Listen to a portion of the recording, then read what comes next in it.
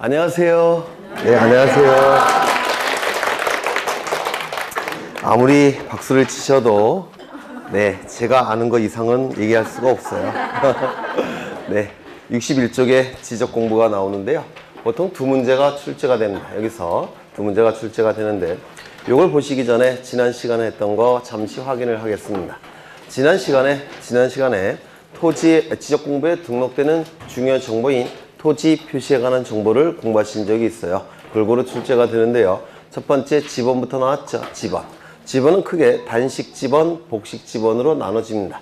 단식 지번은 아라비아 숫자 1개로 구성된 지번, 단식 지번. 아라비아 숫자 2개로 구성된 지번은 복식 지번. 그렇죠.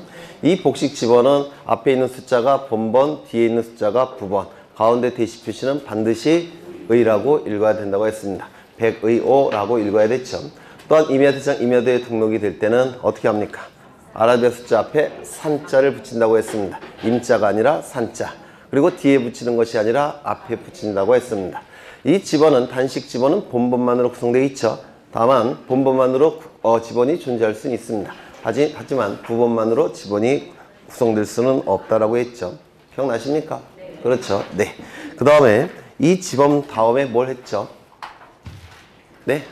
소재, 지번, 지목. 그렇죠. 그 전에 지번의 부여 방법 중에서 북서 기본의 방식은 알아두셔야 돼요. 북서 쪽에서 지번이 시작되는 방법. 어디서 끝납니까? 북의 반대인 남쪽, 서의 반대인 동쪽, 남동쪽에서 지번이 끝나게 될 겁니다. 우리나라는 공간정보법에서 명문으로 북서 기본의 방식을 채택하고 있다라고 규정되어 있습니다. 지적소관청은 지번 부여 지역별로 북서에서 남동쪽으로 지번을 순차적으로 부여한다라고 규정되어 있으니까 우리 공간정보법은 명문으로 규정하고 있습니다. 그 다음에 뭘 했었죠? 지목. 그렇죠. 지목은 토지의 사용 목적을 줄여서 지목이라고 얘기할 겁니다. 토지를 주된 용도에 따라서 28개로 구분하고 있죠. 네, 28개를 분해를 해보면 27개 플러스 하나가 될 겁니다. 우리 사회에서 가장 많이 사용하고 있는 용도 27개 정해놓고 그 27개 안에 포함되지 않는 것은 그 나머지 하나에 집어넣는다 그랬죠. 그 나머지 하나는 잡종지라고 얘기할 겁니다. 그래서 지목 28개 중에서 잡종지가 가장 빈번하게 출제되는 지목 중에 하나예요. 그리고 이 지목은 4개의 지적 공부에 등록한다고 했습니다. 4개는 뭐죠? 토지대장, 임야대장, 정식명칭. 그렇죠. 토지대장, 임야대장, 정식명칭, 지적도, 임야도는 부호. 24개는 두문자, 4개는 차문자. 4개는 뭡니까? 차, 장, 천, 원. 차, 주차장. 장, 공장용지. 천, 하천, 원, 유원지. 기억나십니까? 그렇죠. 그 다음에 경계가 있었죠. 경계. 이 경계는 우리 공간정보법에서 의미하는 경계는 뭐라고 했습니까? 도면상의 경계를 의미한다라고 했습니다. 그렇죠. 도면상의 경계를 의미하는 것이지 지표상의 경계를 의미하는 게 아니라고 했습니다. 지표상의 경계를 규율하는 법은 민법이고 우리 도면상의 경계를 규율하는 법은 공간정보법이 될 겁니다. 우린 지금 공간정보법을 공부하는 거니까 당연히 도면상의 경계를 얘기를 하게 될 겁니다. 줄여서 그냥 경계라고 얘기합니다. 경계라 하면 경계점과 경계점 간의 최단거리를 경계라고 했습니다. 따라서 최단거리가 되기 위해서는 뭐가 될 수밖에 없습니까? 직선. 이를 경계직선주의라고 얘기했죠. 직선이니까 선이에요. 따라서 면적이 존재하지 않죠. 따라서 이 경계는 쪼갤 수도 없을 겁니다. 경계 불가분의 원칙이라고 얘기했습니다. 그 다음에 지표상의 경계를 결정하는 방법 5가지가 있었죠. 첫 번째, 연속해서 접하는 토지 간의 높낮이 차이가 없는 경우. 그때는 원칙이 뭐라고 했습니까? 구조물의 중앙이 경계로 결정이 돼서 도면 위에 등록이 될 겁니다. 연속해서 접하는 토지 간의 높낮이 차이가 있는 경우. 이때는 구조물의 어디라고 했습니까? 하단부. 그렇죠. 비가 많이 쏟아지면 상단부부터 무너진다고 그랬죠. 따라서 원칙은 구조물의 하단부. 그렇죠. 세 번째, 절토된 토지의 경우에는 어디를 경계로 결정이 돼서 도면에 그려진다고 했죠. 상단부. 그렇죠. 요 3가지는 구조물의 소유권에 따라서 경계가 결정되는 경우도 있다라고 했습니다. 그렇죠. 그 다음에 바다에 접한 경우 또는 강에 접한 경우에는 어디가 경계라고 했습니까? 최대 만조이선, 최대 만수이선. 그렇죠. 제방이 쌓여져서 토지가 되는 경우에는 어디가 경계죠? 바깥쪽 어깨. 그렇죠. 면적은 그 정도 보시면 될 테고 그 다음에 또 뭐 있습니까? 그게 단가요? 네. 그렇죠. 그게 다네요. 네. 그 다음에 이제 뭘 보시느냐면 각종 지적공부의 종류를 보실 거고 그 지적공부에 등록되는 등록사항을 보실 거예요. 두 문제 정도가 출제가 될 겁니다. 여기에 한 필지 토지가 존재할 테고 이 토지에 관한 정보가 수집이 될 겁니다. 물론 수집되는 방법은 두 가지예요. 조사와 측량의 방법으로 수집이 됩니다. 이 수집된 정보는 지적공부라는 공적인 장부에 토지 표시에 관한 정보와 소유자에 관한 정보가 지적소관청에 의해서 등록이 이루어질 겁니다. 그리고 이 지적소관청에 의해서 관리가 이루어질 테고 궁극적으로는 주권자인 국민에게 그 정보는 공적으로 보여주게 될 겁니다. 이를 지적제도라고 얘기를 했습니다. 여기 정보는 주된 정보가 뭐였죠? 토지 표시에 관한 정보가 주된 정보가 될 테고 토지 표시에 관한 정보는 뭐가 있었죠? 소재, 지번, 지목, 면적, 경계, 좌표값이 있었습니다. 그래서 처음 오신 분들은 반드시 외우셔야 돼요. 소지, 지면, 경좌표 이렇게 외우십니다. 소는 소재, 행정구역을 얘기할 테고 지는 지번, 토지 번호를 얘기할 테고 지는 지목, 토지의 사용 목적을 얘기할 테고 면적은 넓이를 얘기할 테고 경계, 그 다음에 좌표값이 될 겁니다. 이것이 주된 정보로서 여기에 등록되고 공시가 될 테고요. 부수적인 정보로서 소유자에 관한 정보도 수집이 되죠. 소유자에 관한 정보는 이름, 주민번호, 주소가 수집이 될 겁니다. 이 세 가지는 조사를 통해서 수집된다. 물론 소유자에 관한 정보도 조사를 통해서 수집이 될 겁니다. 그리고 이 경계를 수집하는 방법은 측량이에요. 그렇죠? 그래서 경계가 측량을 통해서 수집이 돼서 도면 위에 그려질 겁니다. 다시요. 측량을 통해서 경계가 도면 위에 그려집니다. 그러면 그 안이 뭡니까? 넓이죠. 그 넓이를 구하는 게 뭐죠? 면적을 측정한다라고 얘기합니다. 그래서 면적을 측정하기 위해서는 경계가 그려져야 되기 때문에 이 면적도 기본적으로 측량이 필요한 겁니다. 그 다음에 좌표값도 마찬가지죠. 이 좌표값은 경계점 좌표를 얘기하는데요. 이 경계점은 경계와 경계가 만나는 점이 경계점이에요. 그래서 도면 위에 먼저 경계가 그려져야지만 경계점을 구할 수가 있죠. 맞습니까? 그러면 경계점을 구하기 위해서는 먼저 도면 위에 경계가 그려져야 됩니다. 따라서 측량이 필요해요. 그렇죠? 그럼 측량을 통해서 도면 위에 경계가 그려지면 경계와 경계가 만나는 점이 경계점일 테고 그리고 X축 설치하고 Y축 설치하면 좌표값이 구해지게 될 겁니다. 그래서 이 좌표값도 결국은 가장 밑바탕에는 측량을 통해서 경계가 그려져야 됩니다. 그래서 이 세 가지는 측량을 통해서 수집한다라고 얘기를 해요. 물론 이 세 가지 중에서 가장 밀접한 측량을 통해서 수집하는 건 뭡니까? 이거죠. 경계. 전자평판 측량을 통해서 보통 경계가 그려집니다. 여하간 이 세 가지는 측량을 통해서 수집한다라고 얘기를 하게 될 겁니다. 그러면 이러한 수집된 정보는 지적공부를 통해서 관리가 이루어질 텐데 이 지적공부는 크게 두 가지 종류로 나눠진다고 했습니다. 가시적 지적공부. 여기서 가시적 할 때 이 시자는 눈으로 본다라는 뜻이고 가는 가능하다라는 뜻이에요. 그래서 눈으로 볼 수 있는 지적공부를 가시적 지적공부라고 얘기를 할 겁니다. 쉽게 얘기해서 종이로 만들어진 지적공부를 의미합니다. 가시적 지적공부. 그러면 눈으로 볼 수 없는 불가시적 지적공부도 존재합니다. 이 불가시적 지적공부는 컴퓨터 파일 형태로 만들어진 지적공부를 불가시적 지적공부라고 불러요. 이 컴퓨터 파일 형태는 모니터에 띄워야지만 볼 수 있죠. 모니터에 띄우지 않는다면 눈으로 볼 수가 없어요. 즉 하드디스크에 저장된 상태에서는 눈으로 볼 수가 없습니다. 그래서 이걸 불가시적 지적공부라고 얘기하는데 법률 용어는 아니에요. 법률 용어는 아니고 학자들이 쓰는 용어입니다. 법률 용어는 이거예요. 가시적 지적공부를 정보 처리 시스템에 기록하고 저장된 형태의 지적공부, 요걸 얘기하는 겁니다. 이게 컴퓨터 파일 형태의 지적공부예요. 정보 처리 시스템에 기록 저장된 지적공부, 요걸 의미합니다. 그러면 가시적 지적공부는 세 가지 형태가 있다라고 했습니다. 첫 번째, 대장 형태의 지적공부가 있고, 두 번째, 도면 형태의 지적공부가 있고, 세 번째, 경계점을 좌표값으로 전환시켜서 등록한 장부가 있습니다. 이를 경계점 좌표 등록부라고 얘기를 합니다. 경계점을 좌표값으로 전환시켜서 등록한 장부란 뜻이에요. 여기서 대자가 나오는데 이 대자는 국가기관이라는 뜻을 가진 한자예요. 청와대. 풀은 지붕으로 구성된 국가기관이란 뜻입니다. 청와대가. 그래서 대는 국가기관이라는 뜻을 갖고 있고요. 장은 장부가 될 겁니다. 그래서 이 대장 형태의 장부는 국가기관이 만든 문자 형태로 구성된 지적공부를 얘기합니다. 그래서 이 대장 형태의 장부는 그 구성 내용이 문자로 만들어져 있습니다. 글자로. 그 다음에 도면 형태의 장부는 이 도자가 그림 도자고 이 면은 종이란 뜻이에요. 그래서 그림 형태로 만들어진 지적공부를 도면 형태의 지적공부라고 얘기를 합니다. 이거는 문자로 만들어진 지적공부, 도면은 그림 형태로 만들어진 지적공부라는 뜻이에요.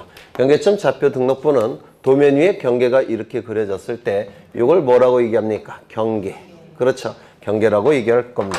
그러면 경계와 경계가 만나는 점이 이 점이겠죠. 경계점이라고 얘기를 합니다. 그러면 이 경계점은 경계와 경계가 만나는 점이고 경계는 직선이어서 그림 형태로 표시가 된 거죠. 그래서 경계점 자체가 그림 형태로 표현되는 정보예요. 맞습니까? 경계점 자체가 그림 형태로 표현되는 정보입니다. 이건 뭐라고요? 그림. 따라서 도면의 내용을 가지고 있다 이렇게 얘기를 합니다. 도면 형태의 정보다 라고 얘기를 해요. 그런데 여기에 X축을 설치합니다. 그리고 여기에 Y축을 설치합니다. 그러면 여기는 원점이 될 겁니다. 0,0이 될 거예요. 그러면 이 경계점이 뭐로 표현될 수가 있습니까? X좌표, Y좌표로 표현할 수가 있죠. X좌표, Y좌표 이렇게 표현할 수가 있습니다. 이렇게 표현할 수가 있을 겁니다. 여기 1번, 2번 이렇게 좌표값을 특정하기 위해서 숫자를 부여하고요. 그 다음에 여기 X좌표, Y좌표가 나올 겁니다. 예를 든다면 여기가 100, 여기가 200, 300, 400이라고 한다면 X좌표가 뭐가 됩니까? 400. 그렇죠. 그 다음에 100, 200. 여기가 뭐가 되겠습니까? 200. 이렇게 표기가 될 겁니다. 이게 경계점 좌표라는 거예요. 이것이 등록된 장부가 경계점 좌표 등록부인데 이때 이 숫자를 뭐라고 부르냐면 나중에 하시겠지만 이 숫자를 부호라고 얘기합니다. 부호. 그 다음에 이 그림을 뭐라고 부르냐면 부호도라고 불러요. 그래서 이 경계점 좌표 등록부에는 좌표값을 특정하기 위해서 이 그림을 그려놓고요. 그림을 그려놓고 좌표값에다가 숫자가 부여되어 있습니다. 좌표 등록부에 이런 그림이 있어요. 그러면 이 부호 및 부호도는 다른 지적공부에는 존재할 필요가 없습니다. 어디에만 있겠습니까? 좌표 등록부에만 존재하는 정보가 될 겁니다. 그렇죠? 그래서 토지의 대략적인 모양을 그려놓고 정확하게 그리는 건 아니에요. 대략적인 모양을 그려놓고 이 좌표값을 특정하기 위해서 숫자를 부여하고 있는데 이를 부호라고 부릅니다. 그러면 이 좌표값은 숫자죠. 숫자는 문자의 일종입니다. 따라서 이거는 대장 형태라고 얘기를 해요. 그래서 도면의 내용을 대장 형태로 등록한 장부 경계점 좌표 등록부라고 얘기합니다. 그래서 이 경계점 좌표 등록부는 두 가지 성격을 다 가지고 있는 중간적 성격의 장부다라고 얘기를 합니다. 다 기출지문이에요.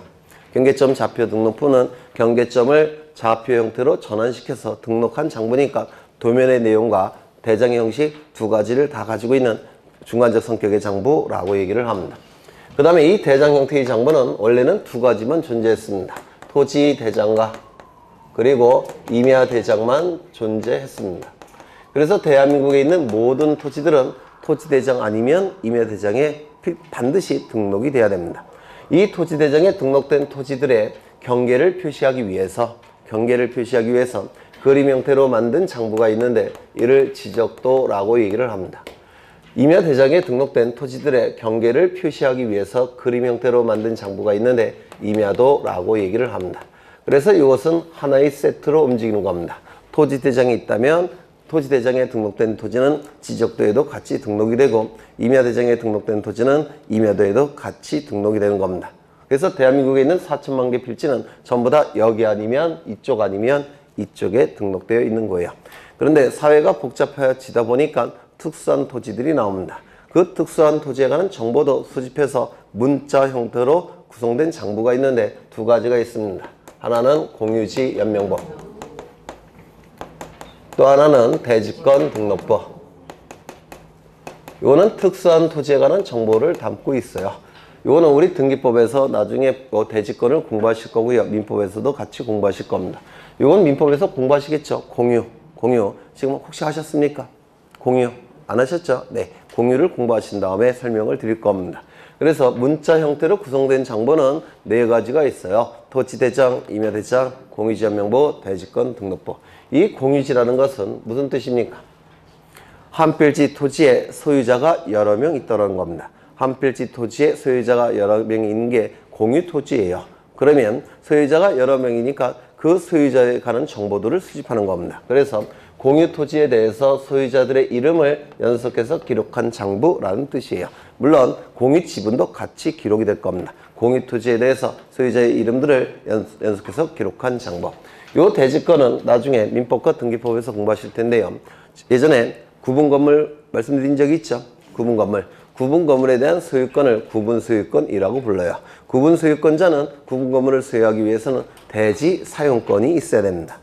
민법에서도 하실 거예요. 구분건물 소유권자는 구분건물을 소유하기 위해서는 대지사용권이 있어야 되는데 이 대지사용권은 소유권, 지상권, 그 다음에 전세권, 임차권, 요게 대지사용권입니다.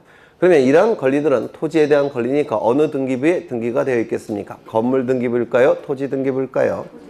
토지에 대한 권리니까 토지 등기부에 등기가 되어 있을 겁니다. 토지 소유권, 토지 지상권, 토지 전세권, 토지 임차권 이러한 권리가 바로 대지사용권인데 이 토지 등기부에 등기가 되어 있던 이러한 대지사용권이 건물 등기부에 기록이 되는 경우가 있습니다. 건물 등기부에 기록이 되면 대지사용권이라는 이름은 버리고 대지권이라는 이름으로 바뀌게 됩니다. 그 대지권에 관한 정보들을 담고 있는 장부가 대지권 등록부예요. 아직은 좀 어렵습니다. 나중에 상세하게 설명을 할 겁니다. 요거 그러니까 아파트 부지에 대한 권리예요. 아파트 대지에 대한 권리.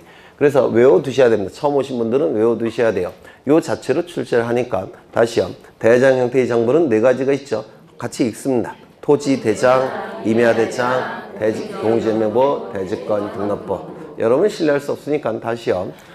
대장 형태의 장부 4가지. 토지 대장, 임야 대장, 공유지역명부, 대지권 등록부. 도면 형태의 장부는 2가지. 지적도, 임야도. 그렇죠. 토지 대장에 등록된 토지들의 경계를 표시하기 위해서 그림 형태로 만든 장부가 지적도. 임야 대장에 등록된 토지들의 경계를 표시하기 위해서 그림 형태로 만든 장부가 임야도. 그렇죠. 그래서 세트로 움직이게 돼요. 그 다음에 2가지 성격을 다 가지고 있는 경계점, 좌표, 등록부. 요 자체로 출제를 합니다. 요 자체로 최근에 2번이나 출제가 됐으니까 암기해 두셔야 돼요. 그 다음에 이 가시적 지적공부는 종이 형태로 만들어졌기 때문에 한 권으로 만들 수가 없어요. 너무 두꺼워지니까. 그렇죠. 따라서 이건 별책으로 만듭니다. 그래서 7가지 따로따로 만듭니다. 그런데 이것을 스캔 작업한 것이 이거예요. 이걸 스캔 작업한 게 요건데 이거는 용량이 굉장히 크죠. 하드디스크 용량이 크죠. 따라서 이건 따로 만들 필요가 없습니다. 이건 하나로 봅니다. 그래서 이 지적공부는 총 8가지가 있다라고 얘기를 합니다. 지적공부는 8가지가 있어요. 그러면 이 가시적 지적공부는 어디서 보관하고 있느냐면 지적소관청별로 지적서고에서 영구히 보존을 합니다. 워낙 중요한 장부니까 지적소관청별로 지적서고를 설치해서 영구 보존하게 돼요. 이 지적서고는 토지 정보와 관련된 서고라는 뜻이에요. 그래서 보통 청사 건물 지하에 설치되어 있습니다. 여기서 보존하고 영구히 보존을 하게 됩니다. 그렇죠. 이거는 좀 달라요. 이거는 시도지사 또는 시장, 군수, 구청장이 지적, 정보, 관리 체계에서 영구히 보존을 합니다. 지적정보 관리 체계라는 곳을 설치해서 영구 보존하는데요. 이건 컴퓨터 파일 형태죠. 그렇죠. 따라서 저장 매체가 다양합니다. 저장 매체가 하드디스크도 있을 테고 자기 테이프도 있을 테고 자기 디스크도 있을 테고 굉장히 저장 매체가 다양해요. 저장 매체가 다양하니까 이렇게 두리뭉실하게 표현하고 있는 겁니다. 지적정보 관리 체계 이렇게 두리뭉실하게 표현하고 있는 겁니다. 영구 보존하는데요. 여기서는 요게 추가되어 있다는 거를 좀 유념하셔야 돼요. 시도지사가 추가되어 있다는 것을 좀 유념하셔야 됩니다.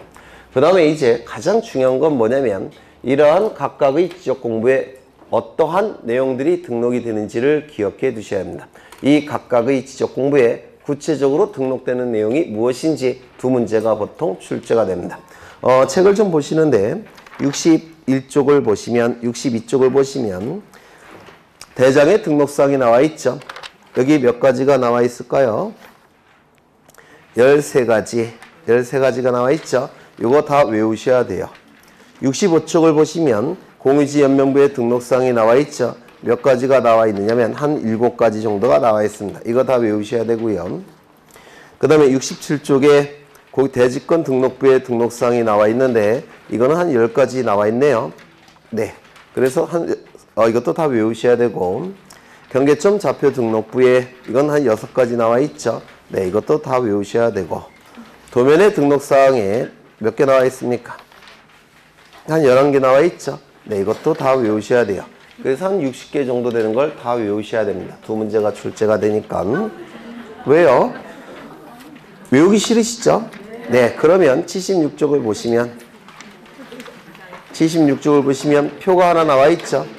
네, 이걸 외우셔도 돼요. 선택은 여러분이 하시죠. 네, 따로 외우시든지 표를 외우시든지. 그래서 보통 표를 외우시라고 선생님들이 강조하죠. 그래서 오늘 이거를 11월, 12월 달에도 우리는 외웠지만 처음 오신 분들이 많으시니까 오늘도 외우고 가겠습니다. 그래서 오늘 제가 하는 것만 외우시면 두 문제는 득점이 됩니다. 같이 외우실 거예요. 먼저 이러한 지적공부는 이 토지에 대한 지적공부입니다. 맞습니까? 이 토지에 대한 지적공부라는 것을 여기다가 표기를 해줘야 돼요. 그렇죠. 지적공부 안에는 바로 이 토지에 관한 정보를 담고 있는 지적공부라는 것을 이 지적공부에 표시를 해야 됩니다. 맞습니까? 그러면 이 토지라는 것은 어느 행정구역에 있고 몇 번지 토지에 대한 지적공부라는 것을 이 지적공부에 표시를 해줘야 됩니다. 이거 이해가 되십니까? 다시요. 바로 이 지적공부는 이 토지에 관한 지적공부죠.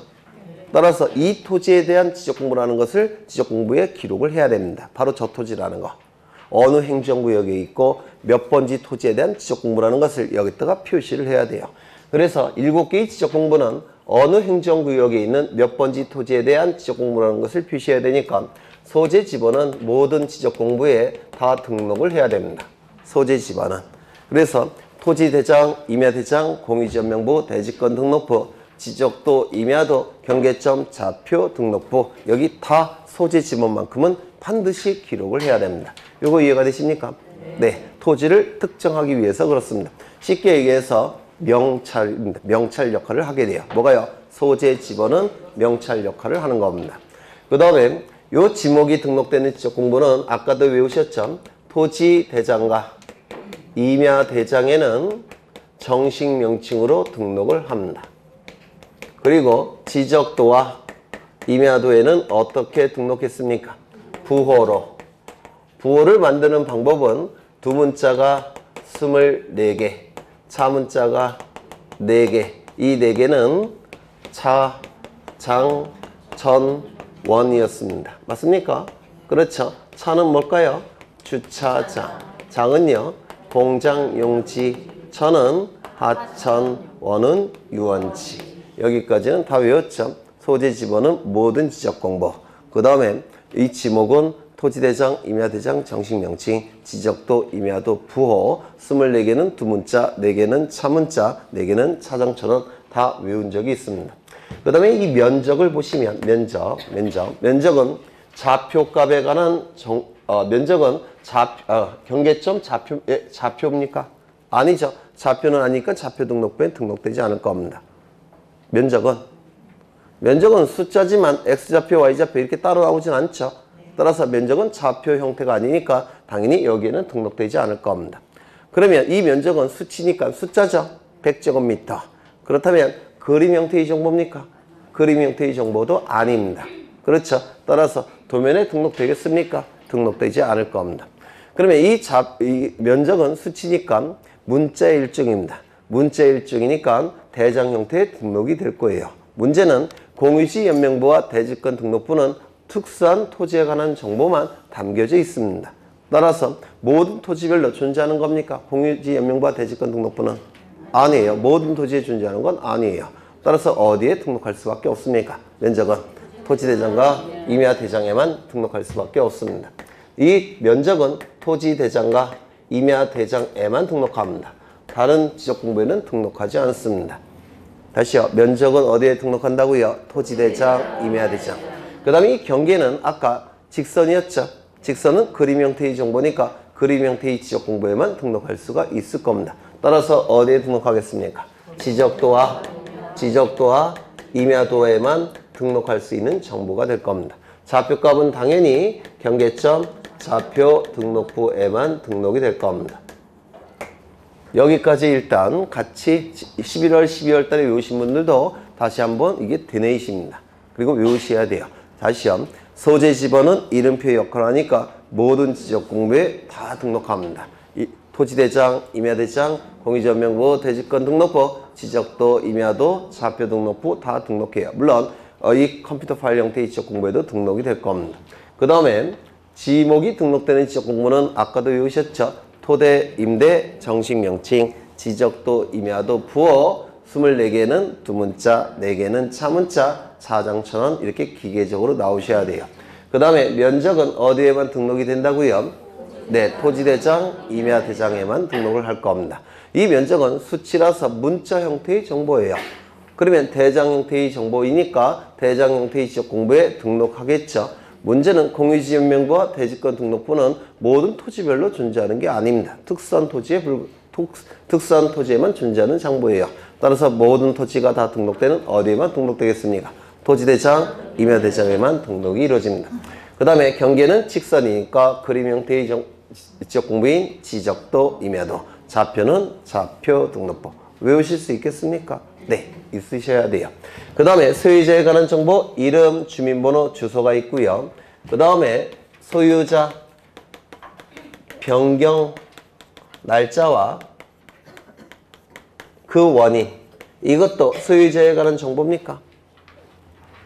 아, 여기 써놨잖아요. 소유자. 아, 소유지로 읽으셔갖고 그런가? 소유자 변경 날짜와 그 원인. 이것도 소유자가 바뀌는 거죠. 따라서 소유자에 관한 정보에 포함이 됩니다. 그러면 이러한 정보들은 어디에 등록이 되느냐? 일단 좌표 형태의 정보는 아니죠. 그림 형태의 정보도 아니죠. 뭐에 대한 정보입니까? 문자로 표현되는 정보예요. 따라서 대장 형태의 정보에는 다 등록이 이루어집니다. 요 소유자에 관한 정보들은 토지대장, 임야대장, 공유지 연명부, 그리고 대지권 등록부에만 등록이 됩니다. 다른 데는 등록되지 않아요. 그런데 우리 시험에서 요 소유자 변경 날짜와 그 원인을 요걸로 자주 출제합니다. 그래서 대지권 등록부와 공유지 연명부에서 굉장히 자주 출제되는 내용이 바로 소유자 변경 날짜와 그 원인이에요. 자주 출제합니다. 물론 여기만 등록되는 건 아니고 여기에도 등록이 돼요. 소유자에 관한 정보니까 어디에 등록이 된다고요? 토지대장, 임야대장, 공유지연명부, 대지권 등록부. 네, 외우실 수 있으신가요? 네, 저는 여러분을 못 믿겠으니까 다시 한번 외워보겠습니다. 외우시고 잊어버리는 건 괜찮아요.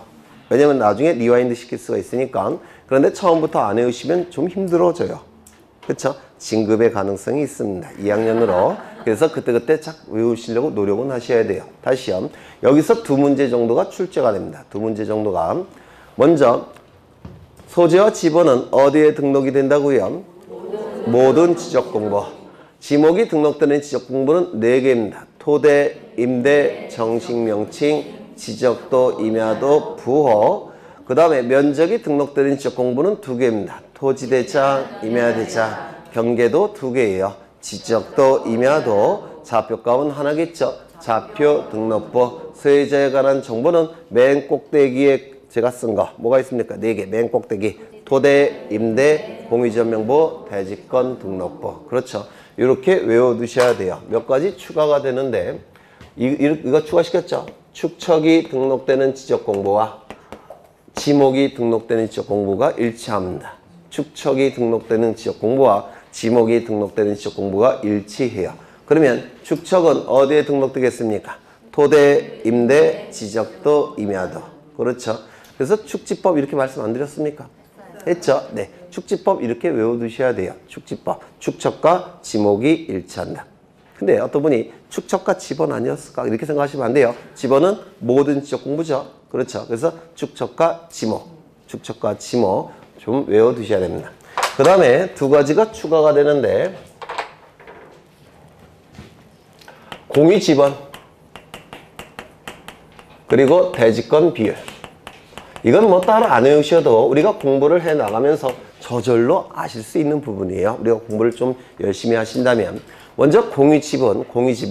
공유지번은 어디에 등록이 될까요? 공유지연명부에는 당연히 등록되겠죠. 공유지연명부, 여기 공유라는 문구가 있으니까 공유지연명부에는 등록이 될 겁니다. 공유지연명부에는 등록이 될 거예요. 그리고 하나 더, 아까 대지권은 뭐가 될 수 있다고 기억나십니까? 소유권, 토지 소유권, 토지 지상권, 그 다음에 토지 전세권, 토지 임차권. 요 네 개의 권리는 대지권이 될 자격이 있는 권리들이에요. 그런데 그 대지 사용권은 구분 소유권자가 전부 같이 가지고 있겠죠. 맞습니까? 그래서 구분 소유권자 전원이 대지권을 가지고 있기 때문에 비율 형태로 존재합니다. 비율. 그러면 토지 소유권의 비율 형태가 뭔가요? 아직은 모르실 거예요. 아직은 민법에서 안 하셨을 테니까. 소유권에 대한 비율이 바로 공유지분이에요. 소유권에 대한 비율이 공유지분입니다. 그래서 이 대지권이 소유권일 때 비율 형태가 바로 공유지분이니까 이 공유지분은 어디에도 등록이 될 수 있습니까? 대지권과 관련된 대지권 등록부에도 등록될 수가 있는 겁니다. 나중에 저절로 아시게 돼요. 나중에 대지권 할 때 그때 저절로 아시게 될 겁니다. 그래서 이 공유지분은 대지권 등록부에도 등록이 이루어집니다. 아직은 어려우실 수 있으세요. 대지권 등록 집합 건물을 아직 공부를 안 하셔갖고 나중에 하시면 굉장히 쉽습니다. 그 다음에 이 대지권 비율은 여기 대지권이라는 표현이 있죠. 어디 등록되겠습니까? 대지권 등록부. 그래서 이 정도 득점, 이 정도 암기가 되시면 그 책에 있는 거 안 외우셔도 돼요. 표도 안 외우셔도 됩니다. 거의 두 문제가 득점이 돼요. 그래서 마지막으로 다시 한번 암기하고 지나가겠습니다. 소재 지번은 명찰 역할을 하죠. 따라서 모든 지적 공부. 소재 지번은 모든 지적 공부. 지목은 4개의 지적 공부에만 등록이 됩니다. 토지대장, 임야대장, 정식명칭, 지적도, 임야도, 부호. 맞습니까? 그렇죠. 그 다음에 면적은 2개.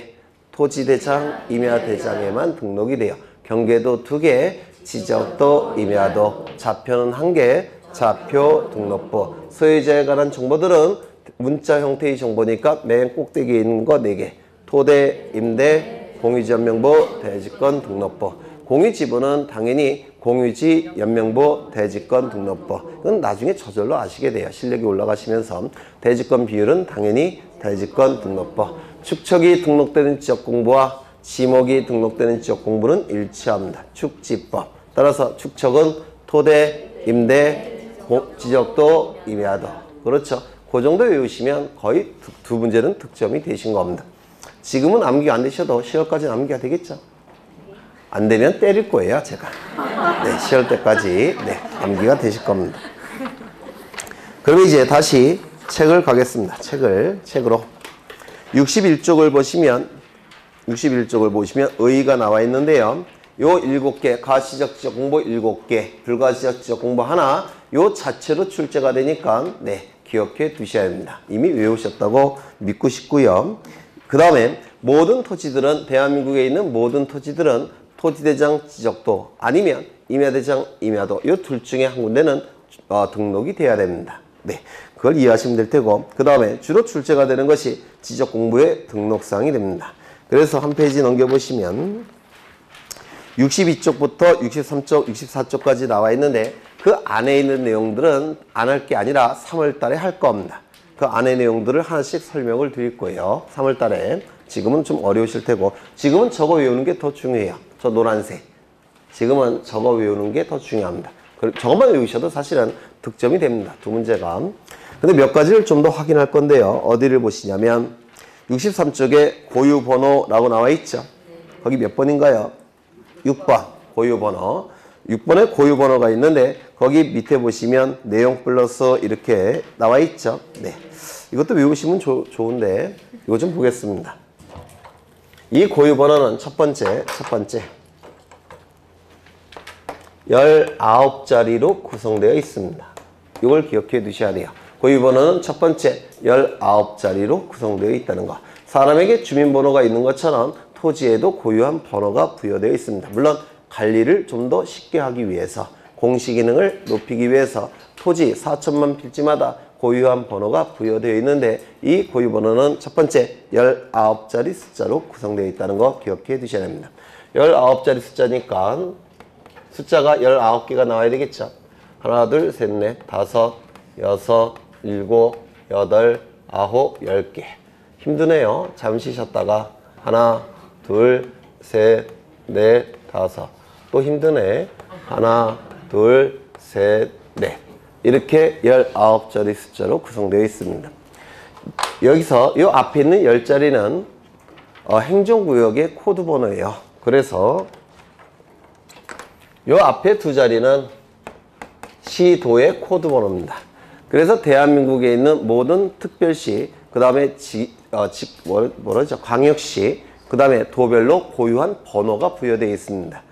대한민국에 있는 모든 시, 도별로, 이 시는 특별시, 광역시를 얘기해요. 특별시, 광역시, 도마다 고유한 번호가 부여되어 있는데 이를 코드 번호라고 얘기합니다. 그러면 그 토지가 어느 시, 어느 도에 존재하는 토지인지를 요걸 통해서 알 수가 있습니다.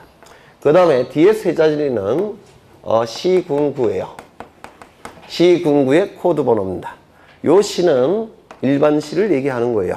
그래서 대한민국에 있는 모든 시군구마다 고유한 번호가 부여되어 있어요.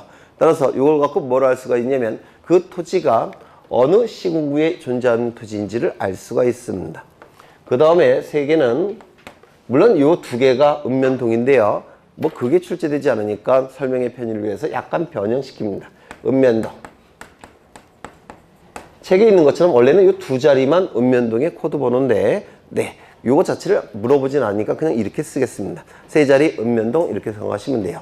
그러면 대한민국에 있는 모든 읍면동별로 고유한 번호가 부여되어 있는데 그게 바로 코드 번호입니다. 그러면 요걸 가지고 뭘 알 수가 있다고요? 그 토지가 어느 읍면동에 존재하는 토지인지를 알 수가 있다는 겁니다. 그 다음에 리. 더 설명 안 드려도 되죠? 똑같은 말이니까. 그러면 이 앞에 있는 10자리를 가지고 그 토지의 소재지를 알 수가 있다는 겁니다. 맨 앞에 고유번호 앞에 있는 10자리를 가지고 그 토지가 어느 행정구역에 있는지, 어느 동, 어느 리까지 어디에 있는지를 알 수가 있다는 겁니다. 그래서 두 번째 고유번호 갖고 뭘 알 수가 있느냐? 소재지를 알 수가 있더라는 겁니다. 즉 어느 행정구역에 있는지 알 수가 있더라는 겁니다. 요 이해가 되십니까? 되시죠? 그 다음에 여기에는 11번째 자리에는 1, 2, 3 중에서 하나가 나오는데 물론 9도 나올 수가 있지만 그런 것들은 출제가 안 되고 1, 2, 3만 기억하시면 돼요. 여기 1이라는 숫자가 나오게 되면 이 토지는 토지대장에 등록된 토지라는 뜻입니다. 1이라는 숫자가 나오면 토지대장에 등록된 토지라는 뜻이고, 여기 2라는 숫자가 나오게 되면 임야대장에 등록된 토지라는 뜻입니다. 임야대장에 등록된 토지라는 뜻이고, 3이 주로 출제가 되는데요. 3이라는 숫자가 나오게 되면 이 토지는 경계점, 좌표, 등록부가 작성, 비치되었다는 뜻입니다. 경계점, 좌표, 등록부가 작성, 비치되었다는 뜻이에요. 그런데 토지대장은 무엇과 세트라고 했죠? 지적도. 임야대장은 무엇과 세트입니까? 임야도. 그 다음에 경계점, 좌표, 등록부는 주로 좌표값을 공시합니다. 주로 공시하는데 이것만 갖고는 다른 정보 알 수 없겠죠? 다른 정보도 공시해야 되니까 좌표 등록부가 작성된 지역에서는 토지대장도 같이 작성해서 비치합니다. 좌표 등록부는 많은 정보가 등록되어 있지 않아요. 좌표 위주로 등록되어 있겠죠. 따라서 좌표값만 주로 공시하니까 이 좌표 등록부를 가지고 다른 정보는 공시를 할 수가 없습니다. 따라서 다른 정보를 공시하기 위해서 토지대장을 따로 작성해서 비치합니다. 그 다음에 토지대장과 세트는 뭡니까? 지적도. 조심하셔야 될 것은 좌표 등록부는 땅값이 비싼 지역에 존재하는 장부예요. 따라서 토지대장 지적도와 연결되는 것이지 임야대장 임야도와 연결되면 그건 틀린 지문이 됩니다. 토대와 지적도와 연결이 되는 겁니다. 그러면 이 숫자를 갖고 뭘 알 수가 있습니까? 세 번째, 지적공부의 종류를 알 수가 있더라는 겁니다. 그렇죠. 그 토지가 등록된 지적공부의 종류를 알 수가 있습니다. 그렇지 않습니까? 그래요, 안 그래요? 네, 그렇죠. 그 다음에 여기 네 자리는 지번의 본번을 의미하고 요 네 자리는 지번의 부번을 얘기합니다. 그래서 맨 뒤에 8자리는 지번을 알 수가 있습니다. 지번을. 그래서 네 번째 무엇을 알 수 있다고요? 고유번호 갖고 지번을 알 수가 있습니다. 지번을 알 수가 있어요. 그렇다면 다섯 번째 지목을 알 수가 있을까요? 없을까요? 이게 자주 출제가 되는데요. 지목을 표기하는 코드번호 있습니까? 없습니까? 지목. 없죠. 따라서 지목은 알 수가 없습니다. 이게 자주 출제가 됩니다. 그 다음에 여섯 번째. 이 고유번호는 그 토지에 관한 많은 정보를 알려줍니다. 맞습니까? 토지에 관한 이런 많은 정보를 알려줘요. 따라서 모든 토지마다 필지마다 모든 토지에 다 이 고유번호가 있는데 이 고유번호는 많은 정보를 알 수가 있기 때문에 원칙적으로 모든 지적공부에 다 등록함이 원칙입니다. 고유번호는 모든 지적공부에 다 등록하는 게 원칙이에요. 이거 이해가 되십니까? 굉장히 많은 정보를 알려주고 있기 때문에 모든 지적공부에 등록되는 것이 원칙인데 문제는 지적도 임야도입니다. 이 지적도 임야도 안에는 굉장히 많은 토지들이 등록되어 있죠. 이렇게 등록되어 있습니다. 그러면 이렇게 많은 필지들이 등록되어 있는데 이 필지마다 어떠한 정보가 등록되어 있냐면 지번도 등록되어 있고 지목도 등록되어 있습니다. 뭐 이렇게 지번, 지목, 지번, 지목, 지번, 지목 모두 다 지번과 지목이 등록되어 있어요. 지목도 정식 명칭으로 쓰게 되면 지저분해진다고 그랬죠. 그래서 도면에 등록할 때는 부호로 만들어서 깔끔하게 등록한다고 그랬죠. 그렇다면 모든 토지마다 필지마다 고유번호가 존재하는데 여기다가 고유번호 19자리를 등록할 여백이 있을까요? 없을까요? 없겠죠. 따라서 이 고유번호는 원칙적으로 모든 지적공부에 등록되는 것이 원칙이지만 물리적으로는 도면에는 등록할 여백이 존재하지 않습니다. 따라서 어디에는 등록되지 않겠습니까? 네? 지적도. 도면에는 등록될 수가 없는 정보입니다. 다른 데는 다 등록이 돼요. 그래서 이 고유번호는 핵심이 바로 이 6가지입니다. 6가지가 출제되는 핵심이 돼요. 첫 번째, 맨 앞에 10자리는 뭐라고요? 행정구역. 따라서 소재지를 알 수가 있고 그 다음에 11번째 자리는 1이면 토지대장 지적도에 등록된 토지라는 뜻이고 2라는 숫자가 나오면 임야대장 임야도에 등록된 토지라는 뜻이고 3이라는 숫자가 나오면 경계점 좌표 등록부가 작성 비치되어 있기 때문에 토지대장 지적도에 등록된 토지라는 뜻입니다. 그 다음에 마지막 8자리는 지번을 나타내게 됩니다. 네, 이 정도 보시면 돼요. 그 다음에 몇 가지를 더 확인할 텐데요. 어디를 보시느냐 하면 64쪽을 보십니다. 64쪽 거기 64쪽에 10번, 11번, 12번이 나와 있죠. 10번, 11번, 12번 있습니까? 토지 등급, 기준 수확량 등급, 개별 공시지가, 토지 이동 등의 사유. 먼저 토지 이동은 우리 지적제도 중에서 가장 중요한 제도입니다. 토지 이동은. 따라서 가장 완전한 형태의 장부인 토지대장과 임야대장에 등록을 해야 돼요. 이걸 좀 이해해 두셔야 되는데 토지 이동은 가장 중요한 제도이기 때문에 가장 완전한 형태의 장부인 토대와 임대에만 등록합니다. 그 다음에 10번과 11번 등급, 그 다음에 개별 공시지가, 이것도 가장 완전한 형태의 장부인 토대와 임대에 등록할 수밖에 없어요. 그래서 대부분 저거 갖고 해결되는데 저거 갖고 해결될 수 없는 게 그 세 가지예요. 그래서 세 가지를 앞에 이렇게 묶어 놓으십니다. 10번, 11번, 12번을 앞에 이렇게 묶어 놓으셔야 돼요. 그래가지고는 따로 외우셔야 됩니다.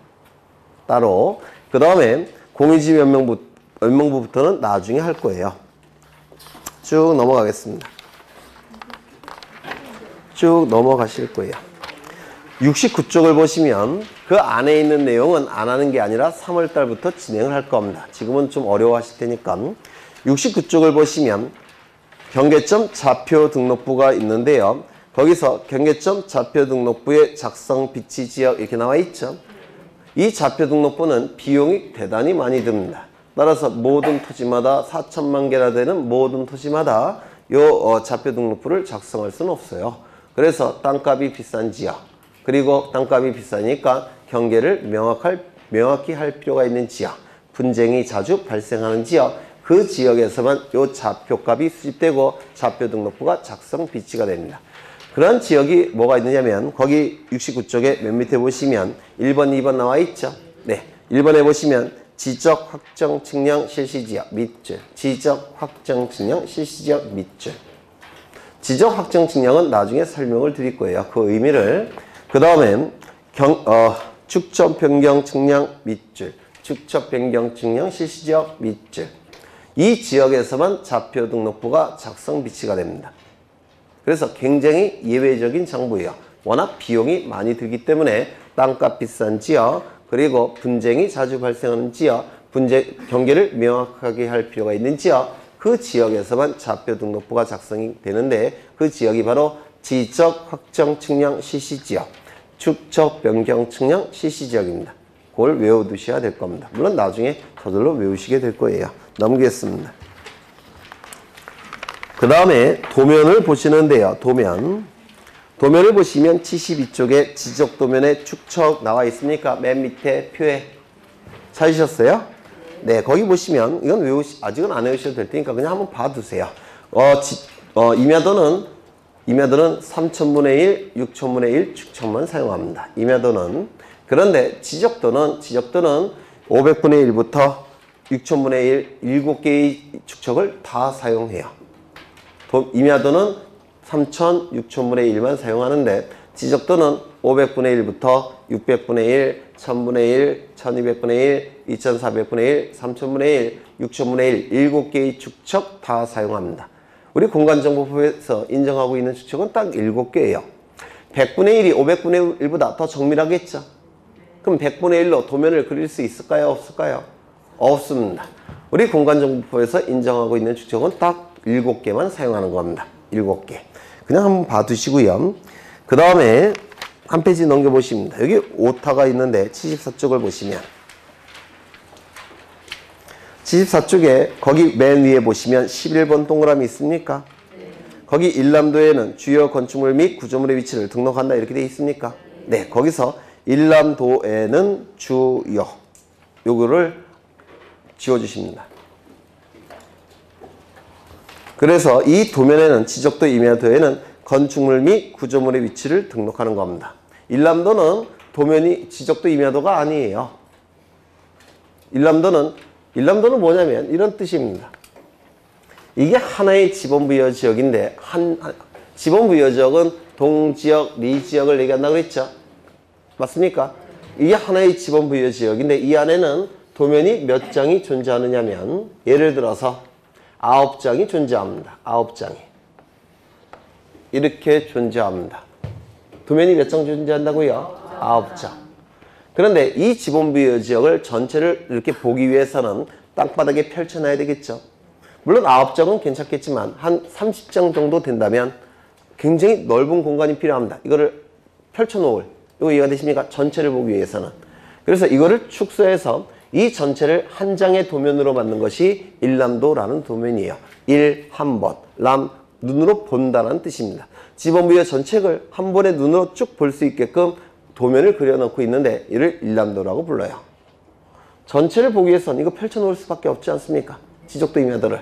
그래서 펼쳐놓지 않고 그냥 이 전체를 한 번에 쭉 볼 수 있게끔 도면이 한 장 그려지는데 이를 일람도라고 얘기합니다. 시험엔 잘 안 나와요. 네, 그냥 이런 게 있다라고 생각하시면 됩니다. 그런데 거기 건축물 및 구조물의 위치는 도면에 등록되는 사항입니다. 물론 일람도에도 등록되지만 도면에 등록되는 시험에 잘 나오는 내용이에요. 그래서 거기 일람도에는 주요까지, 일람도에는 주요까지 지워주십니다. 뭐 지워주시는지 알죠? 뭐만 남겨놓으라고요? 건축물 및 구조물의 위치. 네, 그걸 남겨놓으라는 겁니다. 나중에 보실 겁니다. 넘어가겠습니다. 그 다음에 77쪽을 보시는데 77쪽 거기 지상경계점 등록부라는 장부가 있는데 먼저 지상경계점 등록부는 지적공부일까요? 아닐까요? 또는 일람도는 지적공부일까요? 아닐까요? 아니에요. 지적공부는 딱 요것만 있는 겁니다. 그렇죠? 가시적 지적공부 7개, 불가시적 지적공부 1개. 이것만 법적인 효력이 있는 지적공부예요. 일람도도 지적공부가 아니라 단순한 장부에 불과합니다. 지상경계점 등록부도 여기에 포함되어 있지 않죠? 단순한 장부에 불과해요. 토지 정보를 담고 있는 단순한 정보지 법적인 효력이 있는 지적공부는 아닙니다. 그렇죠? 그래서 이 지상경계점 등록부 첫째 줄에 지적소관청 밑줄 치십니다. 밑줄 치시고 지상에 경계점 표지를 설치한 때 여기 밑줄 치십니다. 그 다음에 밑에 등록하여야 한다 밑줄 치십니다. 무조건 작성해야 될 의무가 지적소관청에 있습니다. 하여야 한다 밑줄 의무 규정이에요.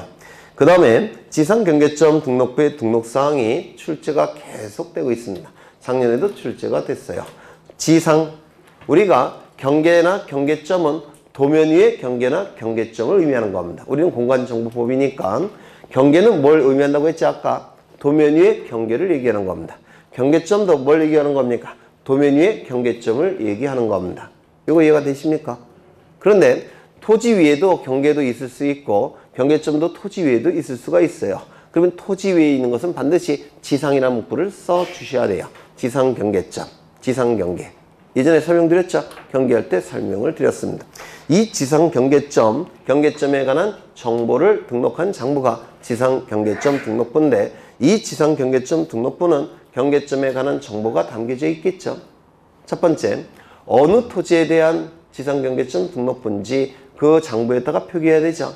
따라서 소재 지번은 등록돼야 될 겁니다. 맞습니까? 소재 지번은 등록돼야 될 거예요. 그 다음에 이 경계점과 관련해서 가장 중요한 정보는 뭘까요? 경계점 좌표가 될 겁니다. 그래서 경계점 좌표값이 등록돼야 되는데 좌표값은 모든 토지마다 존재하는 건 아니라고 했죠. 네, 그걸 이해하셔야 됩니다. 그래서 가로 안에 있는 거 기억하셔야 되고요. 그 다음에 경계점에 관한 각종 정보가 등록되어 있을 테니까 경계점의 위치 설명도도 등록되게 될 겁니다. 위치 설명도 설 동그라미 치십니다.